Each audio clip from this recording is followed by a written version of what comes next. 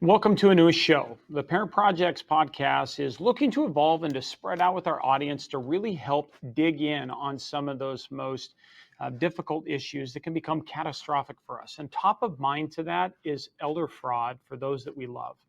In this podcast, we are setting out with Joyce Petrowski to get on top of what's coming at you today so that you can keep your eye on what are your present dangers. Stay tuned for the Present Dangers podcast pilot, which starts right now.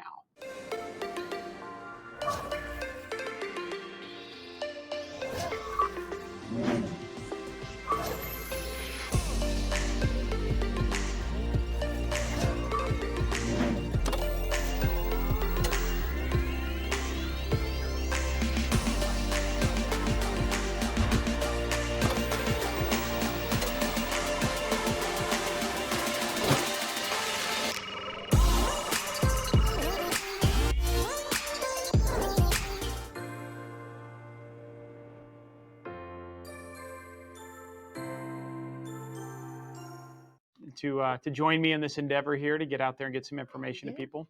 Thank you, Tony. I'm excited. Yeah, I'm excited to do this as well. There are a lot of things that we get to talk about on the show, and both of us talk to a lot of people about a lot of stuff. This is one of the things that makes me feel like we have an honest opportunity to make a quick dent pretty darn quickly and put some information out there. Absolutely. Information is powerful. Information is super powerful. So look, a goal that we really look to do in this show is to empower you to be able to recognize the signs that something's going on in and around your area and in and around your family, and then give you the tools that you need to take care of that. Joyce, I think as we go across, you're obviously the subject matter expert in seeing what's coming at us with your organization. Can you give us a quick summary with Rose and what you guys do that gives that visibility for us? Sure, be happy to. So ROSE stands for Resources Outreach to Safeguard the Elderly, and our whole focus is on prevention. And we look at prevention through education and awareness. And so our program is called Fraud Awareness and Protection. And anywhere we can find the older adult population. So senior centers, 55 plus communities, churches, assisted living, independent livings, wherever that might be, online as well. We bring a lot of information about different frauds and scams that are out there targeting them, and then protection resources and tips and tools.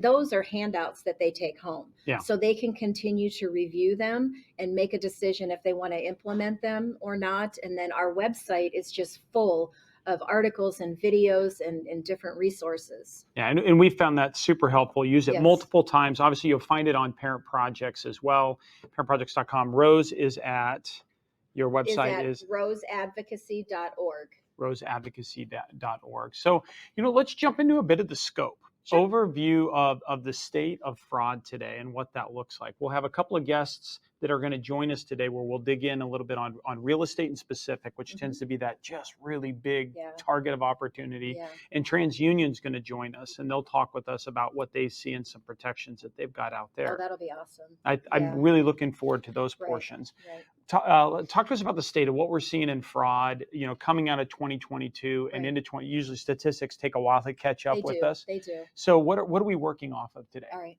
So the latest statistics that we have are from 2022, and this comes from a branch of the FBI called the Internet Crime Complaint Center. It's ic3.gov, and they have elder fraud reports every year. And it's very interesting. So in 2022, and we have to keep in mind, these are just frauds and scams that are being reported. Yeah. Just what's reported. Right. So you can take these numbers, multiply them by 4 or 5, 6, 7, to really even start to come up with an actual number. But the 60 plus population in the United States that reported that they were a victim of a fraud or scam in 2022, $3.1 million or billion with a B, $1 billion.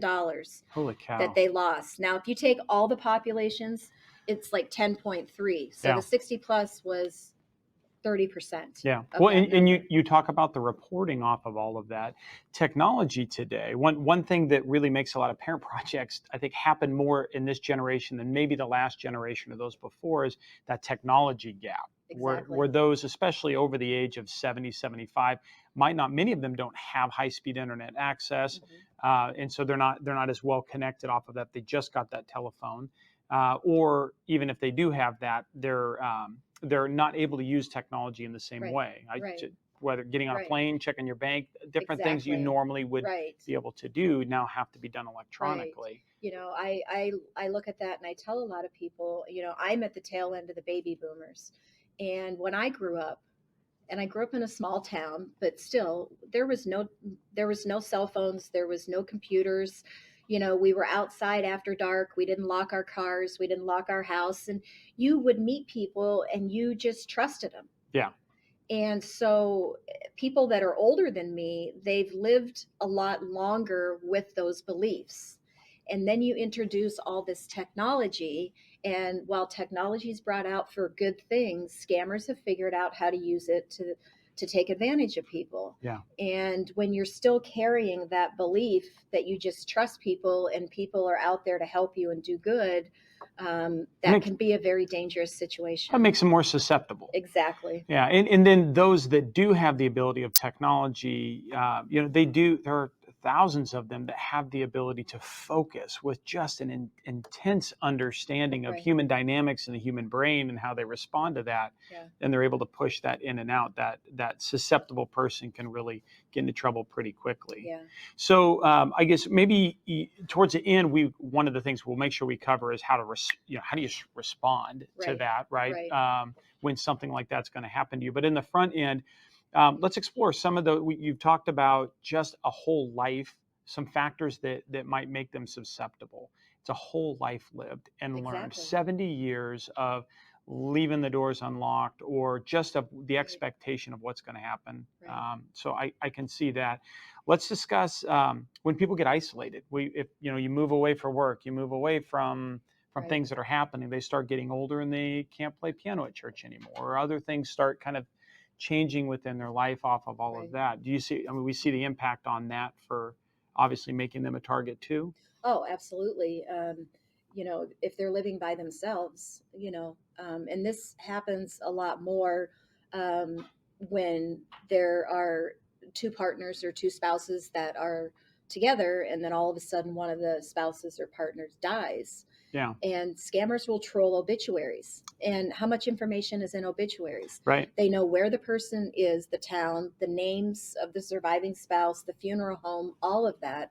And so that in and of itself makes that surviving person a lot bigger of a target. Yeah. Well, and this is one of the current scams that we see going on right now, Yes. right? Why don't you discuss what that's looking like with the mortuary, Right, the mortuary with the funeral and the homes. funeral home Right. scam? So Right. let's So talk about that one. we noticed that this summer there's a lot of information put out about it, and so with those obituaries, scammers, they know the funeral home, and it's easy enough to Because they get can look it on. up, right? They can get on the Yeah. website, and a lot of businesses have, you have your people on the website, and so they have their names. Oh, like your staff. Exactly. Yeah, Like yeah, your staff. sure. Right. Yeah, I John mean, Smith works here. exactly. Yeah. Wow. Yeah. Yeah. Yep. And um, so then they call the family and they pretend to be from the funeral home. Yeah. And they tell them, there was a service that wasn't paid for, or there was a service that they need but wasn't on their original contract, and you have to pay for it right now, or we're going to cancel all the services. Now, keep in mind, the surviving family, they're going through a lot of grief and a lot of emotional stages because they just lost their loved one. And so they're not even thinking like, well, I should probably call the funeral home myself. Or even just the confusion Right. of what needs to be done and what doesn't need to Exactly. be done. Sometimes you've got one kiddo that's doing this, or one Exactly. family member doing this, Exactly. and it's all The big thing is you don't want the services to get canceled. Without so a you're doubt. like, okay, let me give you my credit card. Let's pay for and it. we'll deal with it later. Exactly. Yeah. And how is that being combated yet? Are we seeing, obviously you're aware of that, and I know you get plugged in with those federal resources. So I'm going to imagine the government's on that one. They are, because they're usually, when it comes out this public, Yeah. the government has had a lot of complaints Okay. about it, and so they're putting more information out there to make more people aware.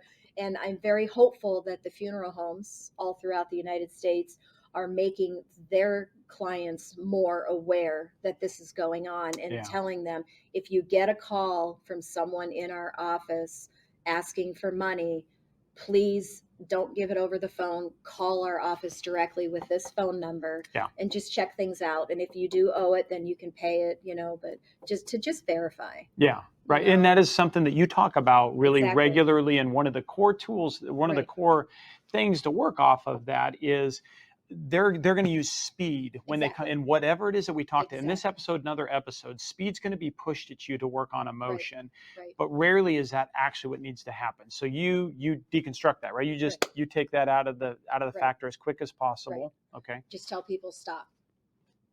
Just stop. And whoever your trusted person is that you can talk to about things, talk to them. Say, listen, I just got this phone call. I just got this text, this email. I'm not sure. I'm kind of scared.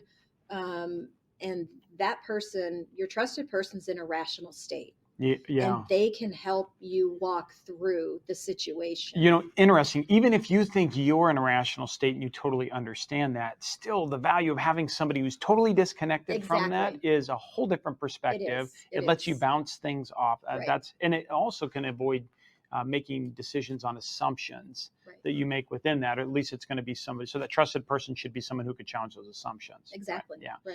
Yeah. So we see that real estate is one of those things that just gets hairy. It gets hairy fast. It's a big target for stuff. I'd like to pull in our first guest of the day. I think it's a fantastic time to grab Nikki Buckaloo. But Nikki Buckaloo is joining us. Actually, I'm not sure where in the country she is today. I saw her earlier in this week. She was in Oklahoma City, but with the Seniors Real Estate Institute. Nikki has the opportunity to talk to us more about how do they see this, what's happening inside the breakdown of real estate, and we will see if we can grab her in the studio. There we go. Nikki, I got you. I found you. How are you? Thank you for joining us. I appreciate it. I'm great. How are you? We're blessed. It's great to have you on here. So I've been in the green room. You have been in the green room, and we have found you to pull you out of there. You did perfectly. Hey, so Nikki, we were just having that conversation, and those big how people are throwing time at you, and when you've got a lot on top of you, cemeteries and from that nature, we started pivoting and recognizing that real estate in particular is a huge opportunity for fraud because it's got such a big valuable target on it. It's not $100 out of somebody here, $50 out of something here. You are an expert in this. There is nobody across the country better suited or better experienced in helping seniors and families with seniors work through their real estate and understand what's happening, especially in times of transition like this. Talk to us. What is it that you generally, what do you guys see across the board from a fraud perspective, and how do we get on top of that? Yeah, thanks, Tony. No, this is a big problem.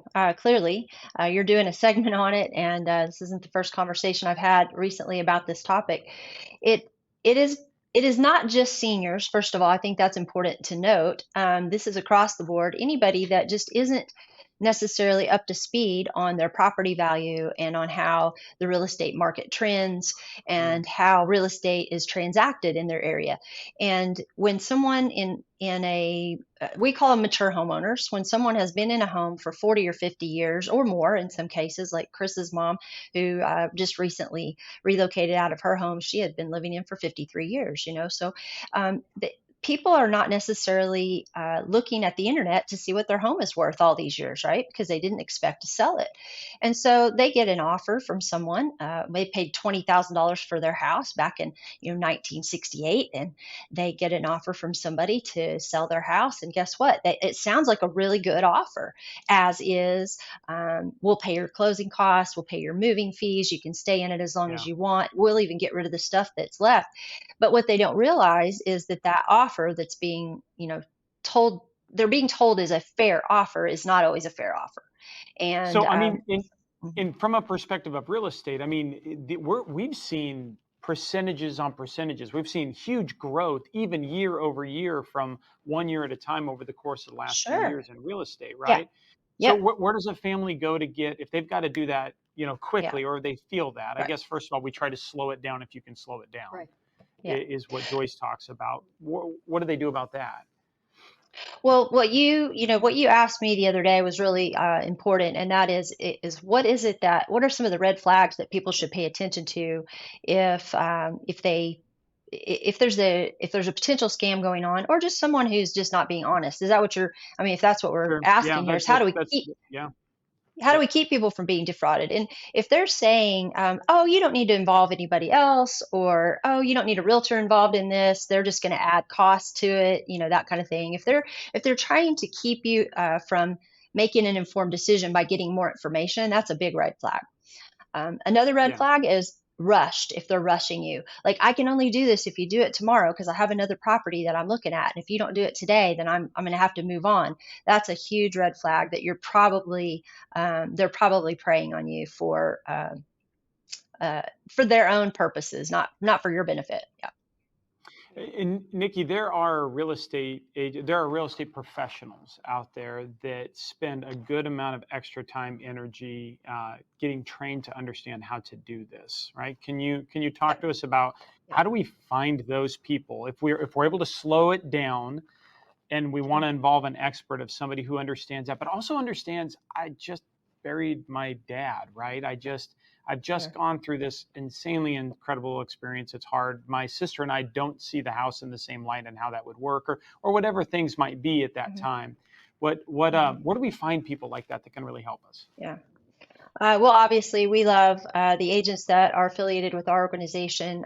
Once they've gone through coaching, training, a very intensive vetting, and um, interview process. There's the word interview process. They are then approved as what we call certified senior housing professionals, and those folks are people who have been in many cases been in real estate a long time, or came to real estate through an industry like nursing, or social work, or some area of healthcare, because they recognize the need for more, not just a real estate transaction, but more of the emotions and more of the psychology involved in transacting real estate during those tough life crises or transition peaks. The Yeah. Just yesterday, I was talking with one of our agents who said he received a phone call from someone who had lived in their home a very long time. They said they thought they were going to sell it to their neighbor. And he said, okay, great. If you want to sell it to your neighbor, that's totally fine. Why don't I come out, take a look, and just make sure that the price they're offering you is a fair price? And he said, sure. So he went out. He said, I'm not charging you for this. This is just a complete courtesy on my part. And if you decide to sell it to your neighbor, that's great. The house, he was being offered $550,000 for the house, which felt like a fair price to the owner, only to find out that his house had appreciated to fair market value at this point would be about 750. So literally Holy cow. 200, yeah, $200,000 that he was going to leave on the table because he wanted to sell this house to his neighbor. Now he still may, and that's fine, but Yeah. at least he can do it from an informed position, right? Well, and it doesn't have to necessarily be that that's nefarious off of the other side. It's just, I Right, think, to what you state, being right. informed is going to empower you to work through all of that. Yeah, Nikki, correct. one of the other things we see is the deed Deed frauds, fraud, right? right? Yep, And what is yep. that you guys, between the two of you guys, what have you Mhm. guys seen in deed fraud? Well, so the deed fraud, at least here in Arizona, it's very easy to transfer the deed um, fraudulently out of someone's. Well, I mean, just to make a deed transfer is very easy. Having identification and the appropriate forms filled out. And there have been some people that have lost their homes. A lot of times, the older adults are targets because their homes are paid off. So there's no mortgage company, no bank that's going to Right. get notified that this transaction's happening. And then they don't find out about it until could be months, Yeah, or a you know, sale, right? I would or imagine, right, Nikki, when a sale comes through Hmm. for you right. guys, okay? And I know there's someone in the Arizona government here that is working on um, Legislation. some legislation that can make it more difficult to do this. Yeah. I don't know what you're seeing throughout Well, the rest of the United States.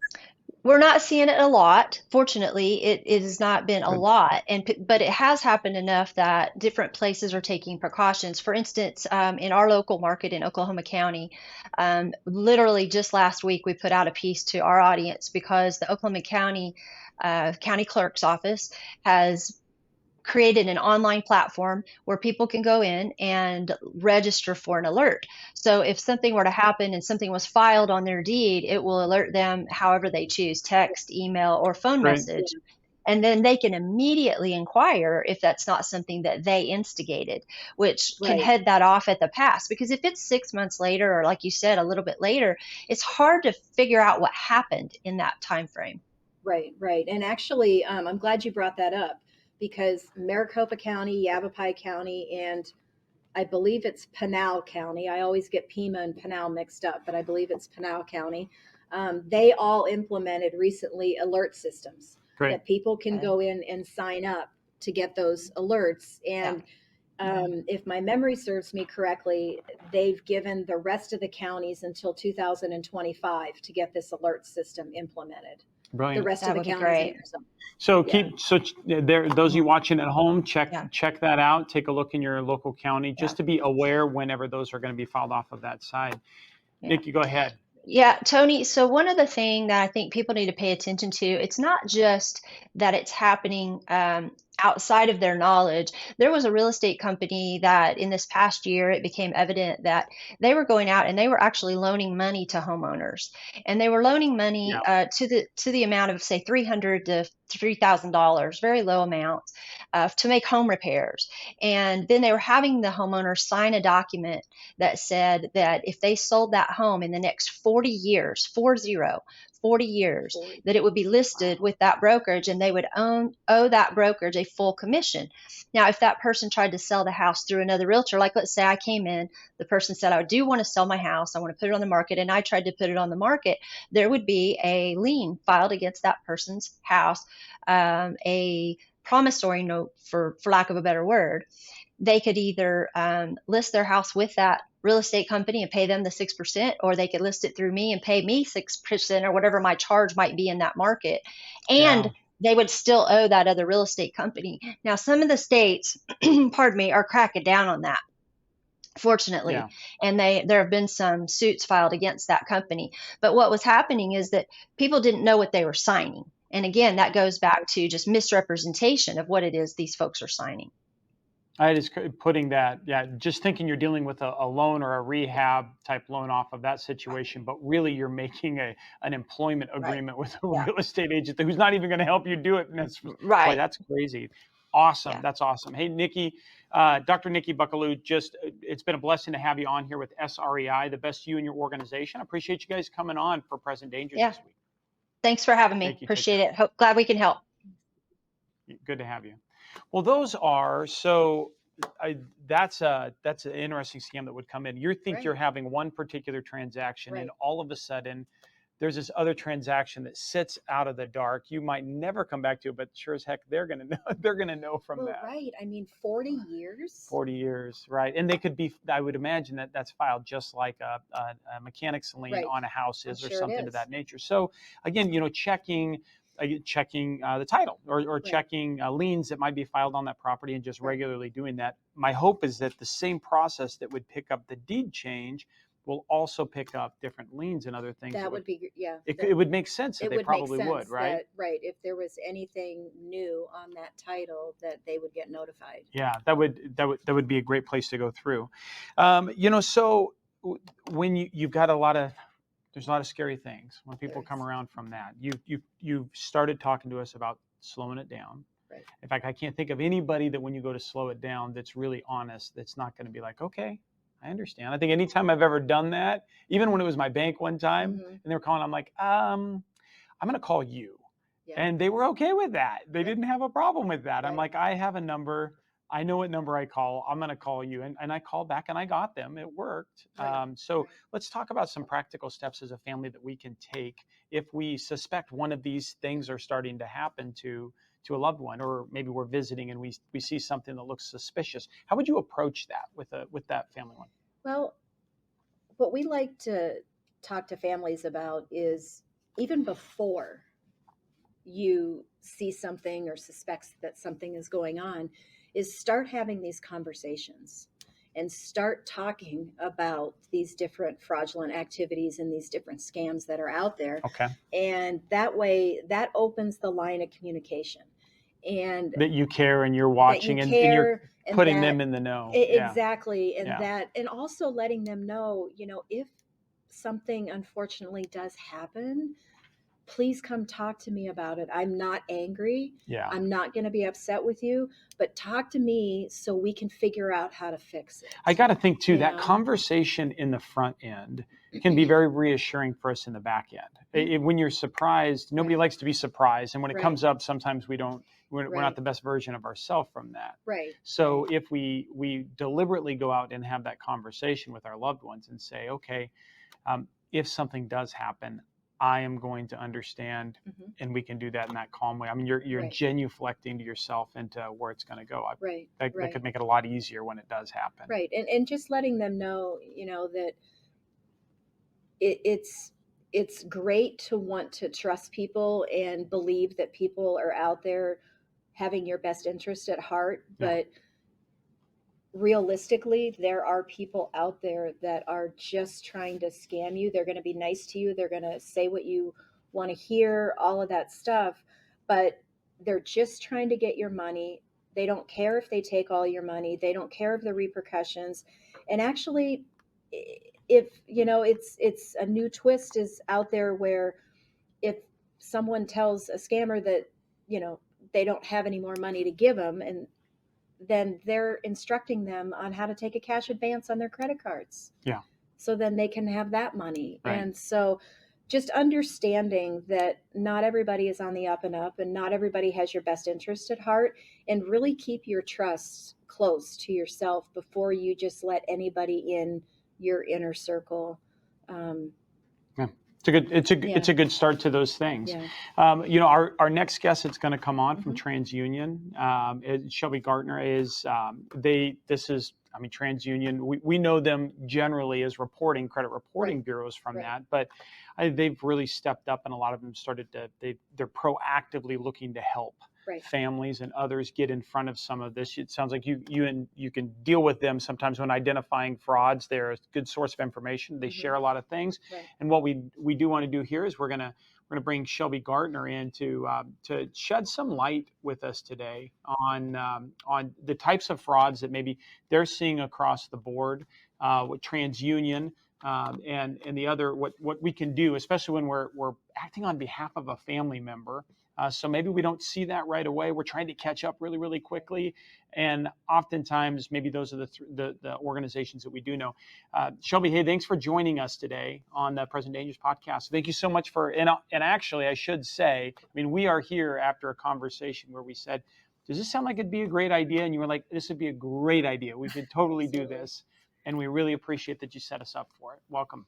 Fantastic. Thank you guys for having me. Oh, well, again, awesome to have you on. Shelby, can you talk to us a bit? I guess we've been talking through some of those common scams and those frauds that we're seeing really right now today that are hitting. We talked on real estate because they're really big ones, that there's good protections there and alerts that you can put on. Now, county by county, they're starting to put this into place so you can see if a deed's being impacted in some way, shape, or form. What do we need to know about credit and helping a loved one with managing that as they get later in life? This might be something they never touch. They typically might not even think they have to talk about it anymore, but if they're not, other people are, right? Absolutely. Yeah. Credit monitoring is of utmost importance for all of us, not just the senior population or additional family members, but there are certain services and features that can be accessible through credit bureaus or through identity protection monitoring services as well that offer you the ability to really stay informed and in control. So, whether that's a bank account alert or a change in credit score alert that you're receiving when there's been a charge or a withdrawal or a balance transfer that exceeds a certain amount that you've set. These can be very intuitive alerts that are allowing you to be more in tuned with how your finances and how your credit is being interacted with. If you think about credit monitoring solutions and the fact that they often offer instant online access to your reports and your scores, lenders, for instance, are keeping an eye on your credit. They're using it to make loan decisions and to better inform their decisions. And so, really, you should too, and your family members should too.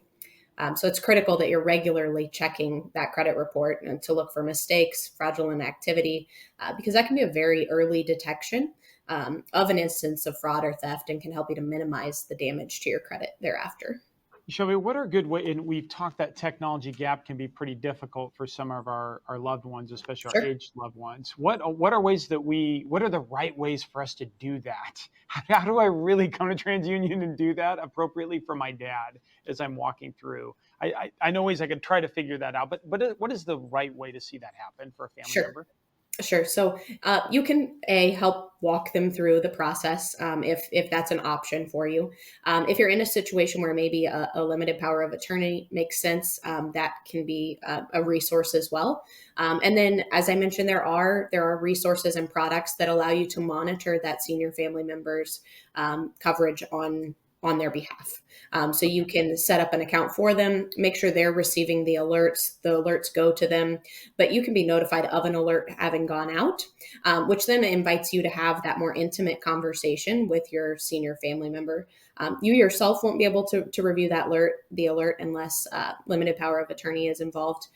But the fact that you can then be prompted to know that something is going on and look into it with them can really make a big difference. That's fantastic. Is there anything in key these days right now that you guys are seeing out there that you're acutely aware of? Do you guys want to talk with the audience about or make people aware of? Sure. Yeah, we have a number of trending attacks, unfortunately, that we see. Right now, we're seeing three common types of fraud that are committed against the senior population. The first one is going to be phishing or vishing scams. And so that is just contacting a victim by email, which is phishing, or by phone, which is the vishing with a V. And cyber criminals are creating a sense of urgency. So they're preying on that elder population to say, we've got a fake emergency, we have a government notice, or we have prize winnings. And they're coaxing that senior family member into revealing personally identifiable information, which of course is sensitive, that they can then use to carry out that fraud. Right. So that's one area where we're seeing a trend in types of attacks. A second would be, unfortunately, romance and impersonator scams. So as seniors are spending more and more time alone in their later years, whether that's for a few hours during the day or in between visitors and family members coming over, seniors are keen to use the internet. They're not always understanding the pitfalls that exist when they do use the internet, but they want to adapt that technology and they want to stay in touch and have that interaction. So as seniors are using the internet to connect with new people and with old acquaintances, bad actors are unfortunately taking that opportunity to deceive and defraud. So they might cultivate a sense of trust to persuade you to share information with them, or again, create that sense of urgency with the data they're trying to mine. Well, and that's I think it's a great point to make that they are using this. They might just not be fully aware of what the latest risks are, or what even risks in general are, from what you were talking about as well, Joyce, and just that meant 70 years of that public trust in the way that Right. things work, and that part might not have clicked, even though they're obviously capable to work through it. Tell us, so Shelby, So we've talked about, we've had the conversation ahead of time with our parents. We said, hey, just make us aware if something does happen. I'm not going to be mad at you, but I'm Sure. here. We'll start working through that. Hey, that moment happens. What's some of the first things that we should be doing when we recognize something like that's happening, and we think at risk might be a credit card or a bank account or something else to that nature? Yeah, absolutely. I mean, to your point, even with the best safeguards in place, it's impossible to fully prevent identity theft or fraud. It's just an unfortunate reality that we're all left to deal with. But there are some steps that you can take. So there are really three phases when an instance of fraud or identity theft occurs that have to take place. The first of which is going to be discovery. The second is mitigation or resolution. And then the third is protection. So first, you learn that your family member has fallen victim to theft or fraud. You'll want to try and determine the scope whenever possible by checking any and all accounts for suspicious activity, for instance. Go ahead and update passwords immediately where applicable.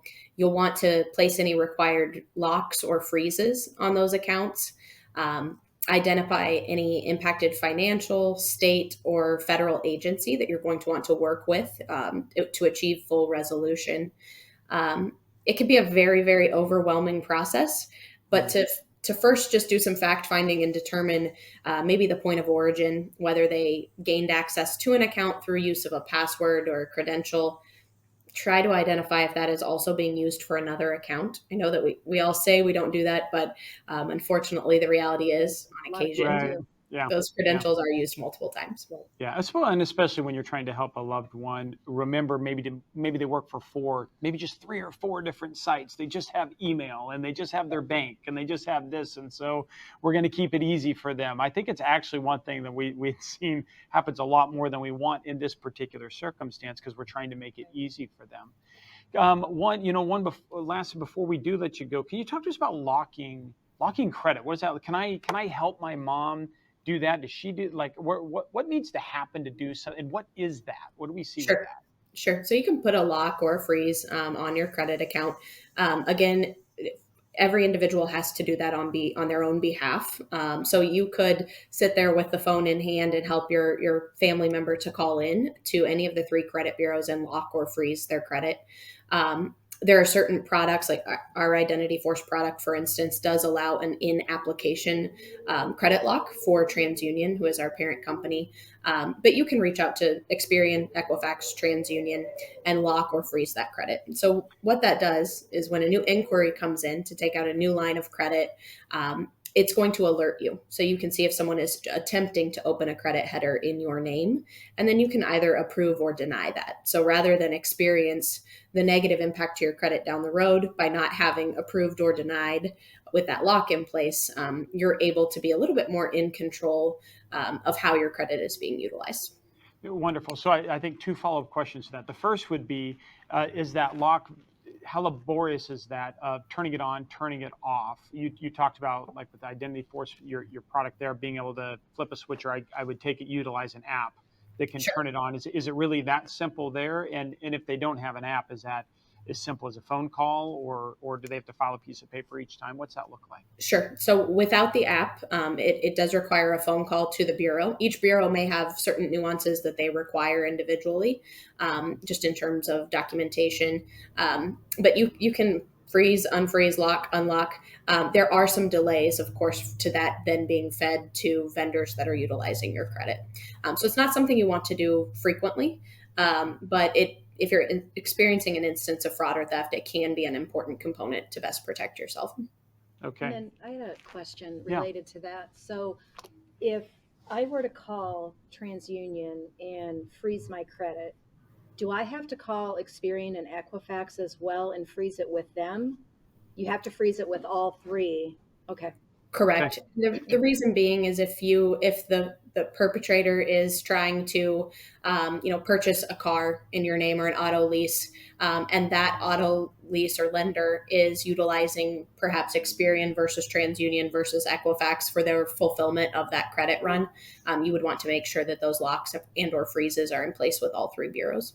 Okay. Thank you. And then if your family member, if it's just a lot for them to work off of it, a financial, having a financial power of attorney or something to that work, is that just being able to walk through a process, provide a copy of that? Would that allow a family member, one of the adult children, then with that POA, that agent then can do that, correct? Yes. Yep, Yeah, absolutely. set it up. Okay, wonderful. Okay. Great. Boy, we really appreciate Shelby. Again, thanks for helping to make this happen with us, and thanks for spending that time with us today to walk through some of those first steps. We look forward to talking to you often as we continue to set out with the show. So thank you. Yes. Happy to do it. Thank you both. Have a great day. Thank you. You too.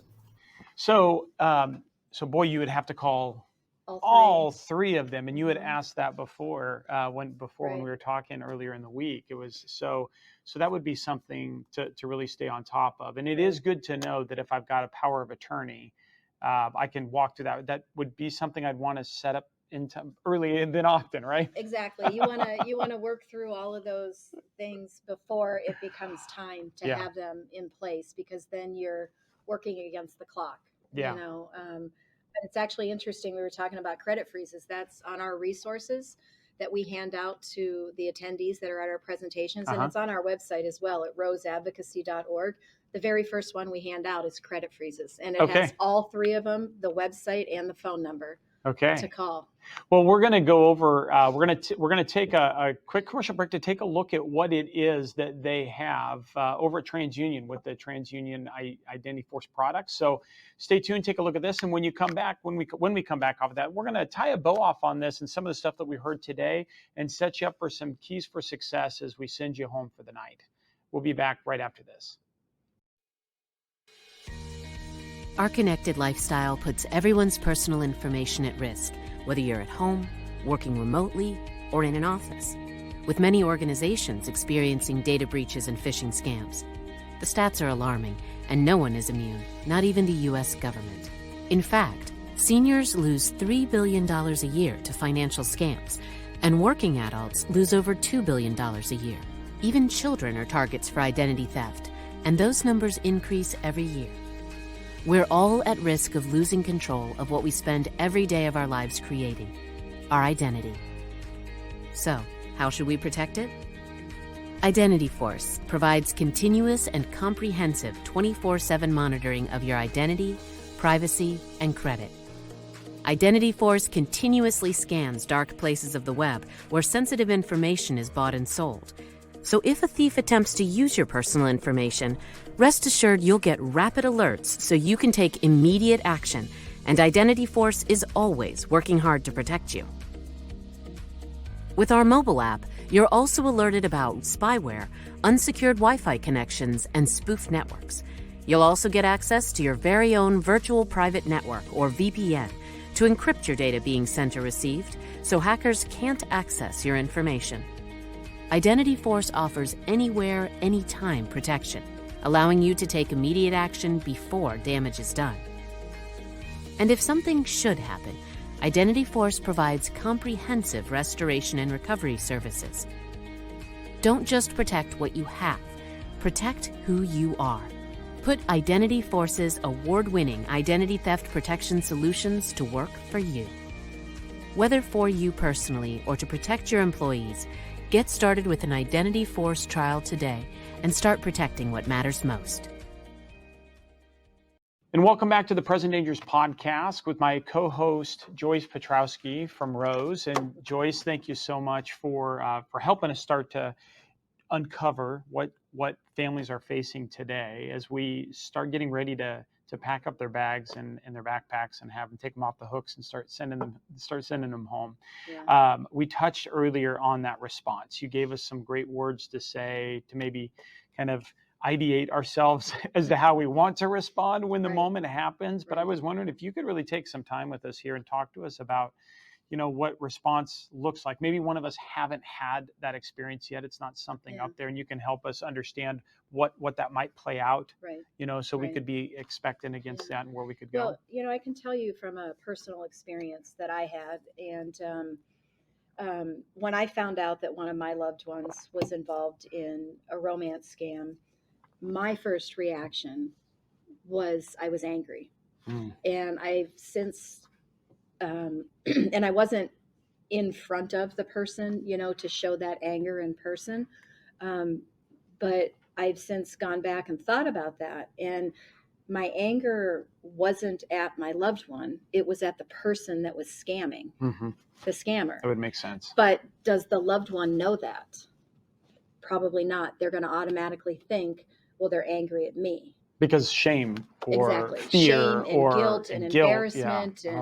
And, and I actually had a conversation with someone a while ago who their loved one was scammed. And the stuff that he was saying to me, and again, it wasn't in front of the loved one, but just Yeah. the stuff he was saying to me was, I can't believe she fell for that.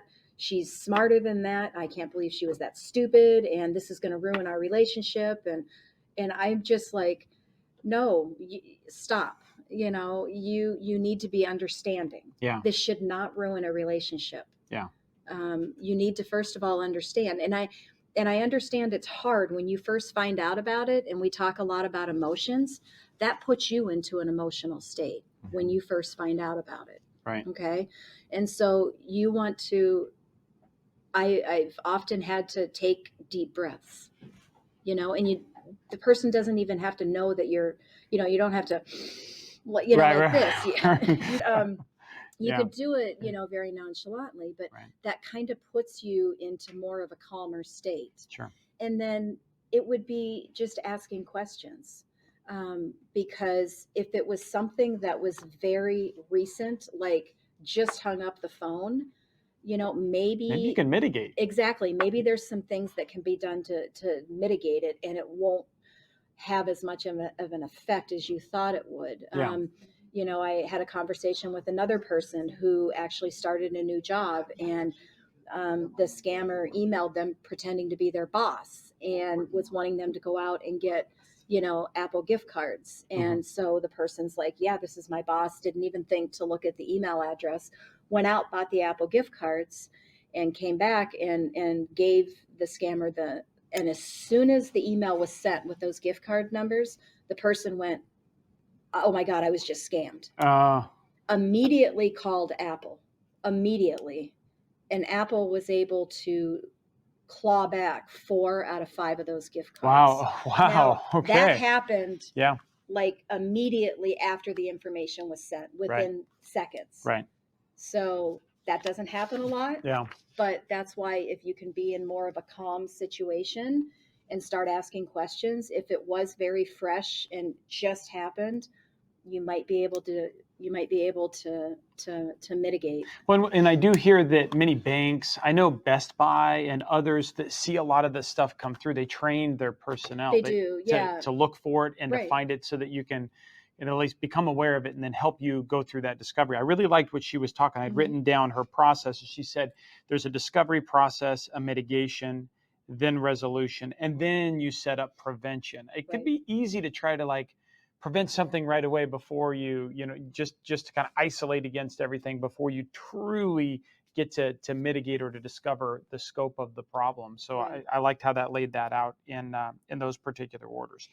What are I really enjoyed that you talked about taking that breath and that second. And in some cases, I could imagine that it might make sense where you just leave that situation for a quick moment to gather your head, to gather your thoughts, pull in your accountability with your accountability partner, somebody that's there that can, that trusted friend that can assist with you and can help you get through those things. So, well, that's what we have for the time today. And hopefully that is a good start for those of you at home. To be able to recognize what we're facing today. I think we plan to do this about quarterly. That would be awesome. Yeah. And as we see those scams continue to turn over. Right. And unfortunately, in 3 months, there's going to be a new scam. Right. You know, probably multiple. Well, and maybe that's because we're shutting off the old ones, right? And that's good, Right. but the more people we can get this information out to, then the more they're going to be better prepared to protect themselves. Yeah, right. And what I'd really like to focus on the next one, I'd like to talk a lot. I'd like to get some focus on the AI. As AI is being used, how it's being layered on top of some of these scams we just talked about today at that next level, that it'd get me, it'd get anybody up there. It would get anybody. So I think that will be an important one. Make sure you stay tuned, you come back. Hey, look, if you like this, we really, really could use the feedback. So follow us. If you're following us on one of your favorite socials out there and you see this episode, hit that like button down below to let us know that you liked it. Use the comments section. We're going to ask you to use the comments section. Let us know, what do you want to know about? What do you want to hear about? Absolutely. And Joyce and I will jump through there. We'll answer those questions as we see that between now and then. We can gather a lot of information in the types of scans to get focused off of. You have some incredible resources at your fingertips to go get that information from federal agencies and others as well. And we'll work the same thing from about 70 different categories of vendors and professionals that are helping families. So I think together we're going to be able to bring a pretty great light over the top of a corner of darkness. Yeah. And maybe put the scammers out of business. I like your mouth to God's ear. Like that would be awesome. So, hey, thank you for joining us today and taking that time out of your schedule. It is a day that we are taking time to reflect, to just take some time also with what's going on in history at the time in which we recorded all of this, for prayer and for peace for those that are fighting through not just difficulties in their home, but just difficulties for their life across the world in there, that we'd hope that peace sets on. We don't want to be absent or void of what's happening in the world around us today. We hope that this helped you settle in with a bit of your family. And until you and I get to talk again next time, behold and be held.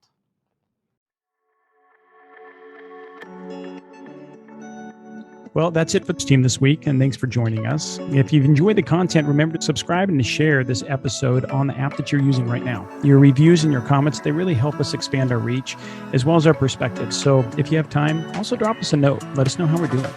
For tips and tools to clarify your parent project, simplify communication with your stakeholders, and verify the professionals that you choose, you can find us on YouTube, follow us on Instagram and Facebook. Thanks again for trusting us. Until our next episode, behold and be held. Thank you for listening to this Parent Projects podcast production. To access our show notes, resources, or forums, join us on your favorite social media platform or go to parentprojects.com. This show is for informational and educational purposes only. Before making any decisions, consult a professional credentialed in your local area. This show is copyrighted by Family Media and Technology Group Incorporated and Parent Projects LLC. Written permissions must be granted before syndication or rebroadcast.